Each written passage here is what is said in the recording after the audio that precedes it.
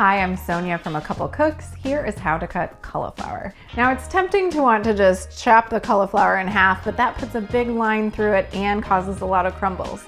So to get perfect florets, here's a trick for you. Turn it over, pull off any of the really large leaves. Once you can see the stem, cut it out with a paring knife.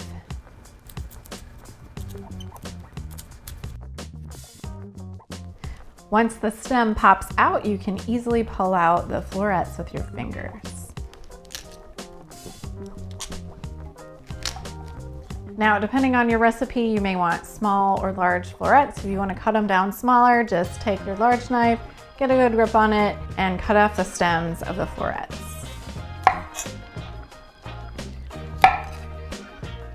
And that is how to cut cauliflower. For more of our knife skills, hundreds of recipes, and more on our cookbook, Pretty Simple Cooking, head over to acouplecooks.com.